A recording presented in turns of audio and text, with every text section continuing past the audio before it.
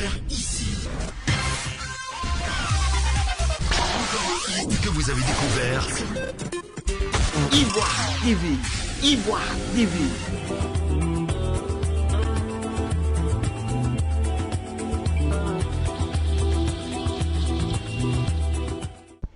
C'est au grand complet à la mairie de Dabou que la jeunesse communale et les populations de Dabou ont répondu présent à l'appel de la plateforme pour l'engagement citoyen de Côte d'Ivoire, PEPSI. La cérémonie de libation exécutée par un dignitaire du village d'Agnébi dans le temps de la cérémonie d'ouverture.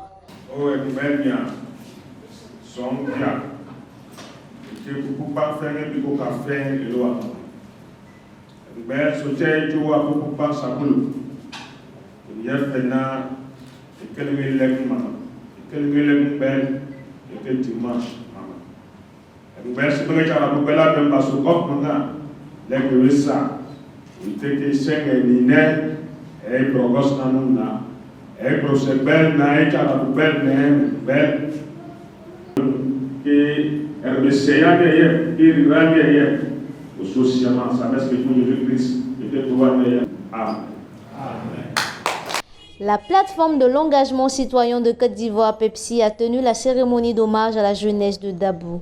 Cette rencontre a été consacrée à la thématique de la paix et du vivre ensemble. Ce fut des moments d'échange interactifs autour de l'avenir de la Côte d'Ivoire et surtout du développement et de l'insertion des jeunes. Présents à cette cérémonie, plusieurs intervenants ont bravé leurs divergences politiques et religieuses pour donner un signal fort sur l'union et la solidarité. Cette rencontre a été organisée dans le but de rendre un plus grand hommage à la jeunesse de Dabou qui a connu tant de difficultés pendant cette crise préélectorale. Cette structure venue d'Abidjan a pensé à Dabou parce que la jeunesse a connu beaucoup de difficultés. Alors, nous sommes ici ce soir pour vous rendre un hommage. J'aimerais dire à nos autres que si vous remarquez que la salle est pleine, c'est parce que la jeunesse que nous sommes veut prendre un nouveau départ. Dabou a connu beaucoup de difficultés en 2020 et l'année 2021 qui s'annonce. Nous voulons que cette année, pour nous jeunes, soit pour nous une année de succès, de bonheur, de vivre ensemble, de cohésion sociale. C'est ce qui explique que tous ces jeunes sont représentés ici. Alors, j'ai pris le micro pour vous souhaiter la bienvenue à Dabou. Dabou a souffert de cette crise. Et cette crise a été due au fait qu'il y avait des malentendus entre la jeunesse malinguée et la jeunesse adjoubou. Et moi je pense que des deux parts, les jeunesses ont été manipulées. Les jeunesses ont été manipulées parce que nous vivons ici il y a longtemps. Nos parents étaient ici, ils ont vécu avec les adjoubou, il n'y a pas eu de problème.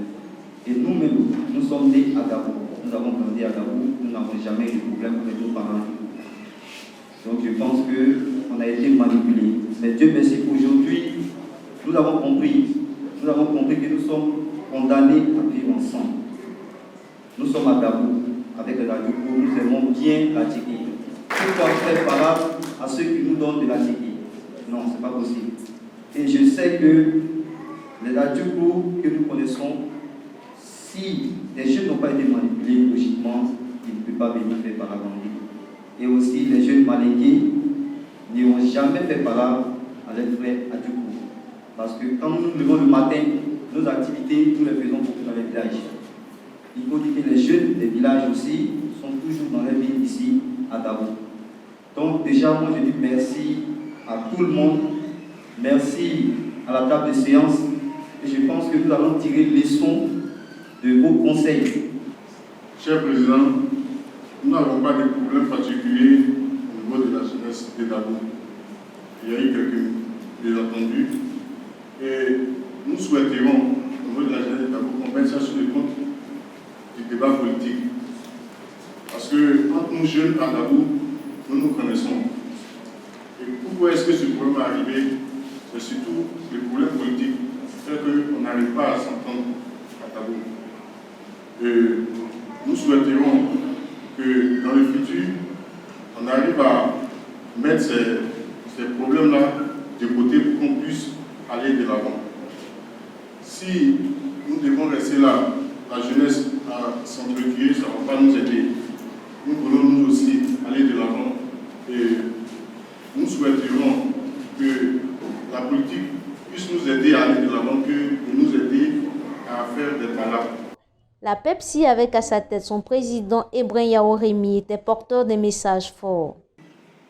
Je suis ici ce jour avec une forte délégation du comité exécutif de la plateforme pour l'engagement citoyen de Côte d'Ivoire, dénommée PEXI, et ses 35 organisations de la société civile ivoirienne, apolitique et sans obédience religieuse, afin de partager avec vous vos joies et peines dans ces moments douloureux de l'histoire de notre nation. Mesdames et messieurs, chers amis jeunes de Dabou, l'année 2020 restera dans l'histoire de notre pays, la Côte d'Ivoire, une année sombre pour notre génération, car beaucoup de nos frères et sœurs jeunes, dans la fleur de l'âge, ont été arrachés à l'affection de leurs différentes familles dans des circonstances atroces qui ne peuvent être guidées que par le diable. Nos condoléances les plus attristées aux familles éplorées, notre compassion et vœux de prompt rétablissement aux nombreux blessés. Beaucoup d'entre vous se posent une seule question. Quel rôle la société civile que nous représentons a-t-elle joué pour en arriver là, avec tous ces morts et ces nombreux dégâts matériels dans notre pays? Mesdames et messieurs, l'histoire est un témoignage. C'est pourquoi nous tenons ici à informer les frères et sœurs jeunes de Dabou des différentes actions menées par notre organisation depuis sa création le 1er juin 2019. Dès sa mise en place, nous avions adressé le 18 novembre 2019 plusieurs lettres au chef de l'État sortant, M. Alassane Dramane Ouattara, au secrétaire général de l'ONU, à l'Union européenne, à l'UNESCO, à Amnesty International, aux différents partis politiques ivoiriens, ainsi qu'à toutes les représentations diplomatiques en Côte d'Ivoire, afin de tirer sur la sonnette d'alarme et prévenir l'opinion nationale et internationale du spectre de danger qui guette notre chère patrie et plus particulièrement l'avenir de la jeunesse ivoirienne à l'approche des échéances électorales d'octobre 2020. Mesdames et messieurs, chers amis jeunes de Dabou, depuis plus de 20 ans, je dis bien depuis plus de 20 ans, l'avenir de la jeunesse ivoirienne a été pris en otage par des querelles politiques. Avec le coup d'État militaire de 1999, ensuite la rébellion armée de 2002 qui a endeuillé notre chère patrie, et enfin la crise post-électorale de 2010 qui a fait plus de 3000 morts. Il ressort de notre analyse que la jeunesse a payé le plus grand prix de toutes ces crises qu'a connu notre pays. Oui, chers frères et sœurs jeunes de Dabou, depuis ces 10 dernières années, cette jeunesse qui représente l'avenir de notre nation, croupit sous le poids de la misère la plus extrême et meurt à petit feu. Nous tenons à porter à la connaissance de toute la population de Dabou, et plus particulièrement à la jeunesse, que notre organisation a fait partie des 8 grandes organisations de la société civile ivoirienne qui ont été reçues le mardi 6 octobre 2020 par la mission conjointe ONU, Union européenne, CEDEAO, Union africaine, Conseil de l'entente au siège de la CEDEAO à Abidjan. Par ailleurs, notre organisation a été la seule à remettre un mémo au nom de toute la société civile ivoirienne aux responsables de la dite commission. Nous avions mentionné rouge sur blanc qu'il fallait reporter ces élections présidentielles du 30 octobre 2020 et que les conditions d'une élection transparente, inclusive, crédible et acceptable par tous n'étaient pas réunies. La recherche de cette denrée rare qu'est la paix demande à chacun de nous beaucoup de sacrifices. C'est pourquoi, le lundi 23 novembre 2020, notre organisation a adressé des correspondances au président M. Alassane Dramane Ouattara, ainsi qu'à son aîné, le président Nicolas Bédié. Notre courrier avait un seul objectif: organiser une cérémonie dénommée Grande Marche de la paix en Côte d'Ivoire le samedi 5 décembre 2020 pour soutenir le dialogue sollicité par le président Alassane Ouattara auprès de son aîné, le président Nicolas Bédié. Mesdames et messieurs, chers amis jeunes de Dabou, la seule, je dis bien, la seule alternative qui nous reste aujourd'hui pour retrouver la vraie réconciliation et la vraie paix, c'est le retour du président Laurent Gbagbo en Côte d'Ivoire et de tous les exilés sans condition.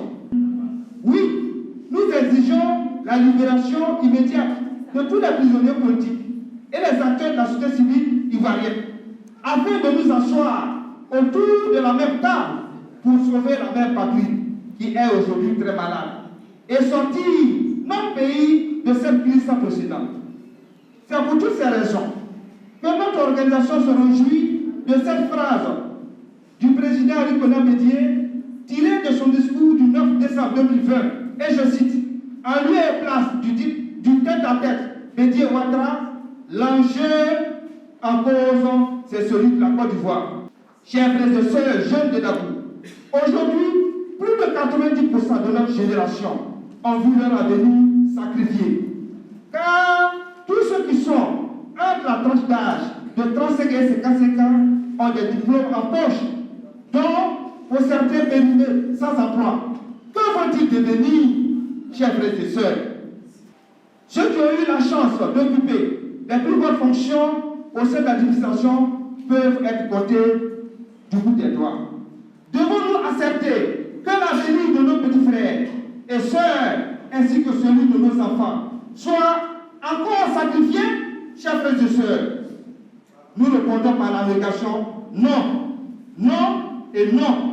C'est pour toutes ces raisons que la plateforme pour l'engagement citoyen de Côte d'Ivoire, PECSI, que nous présidons, est née avec des objectifs prioritaires: conscientiser, sensibiliser, éduquer et former toute la jeunesse ivoirienne sur ses droits et devoirs. J'invite toute la jeunesse de Dabou à l'engagement, à la détermination, à la persévérance et aussi à croire qu'il y a encore de l'espoir pour notre avenir. Car avec Dieu, tout est possible. Alors, chers frères et sœurs jeunes, gardons notre foi ferme, car le maître du temps et de la vérité, celui qui détient tout pouvoir sur cette terre des hommes, n'a pas encore dit son dernier mot sur la Côte d'Ivoire. Le combat pour lequel nos frères et sœurs jeunes sont tombés ne restera pas vain. Ces échanges productifs ont permis à chacun d'apporter sa pierre à l'édifice. Vous avez découvert ici. Que vous avez découvert Ivoire TV. Ivoire TV.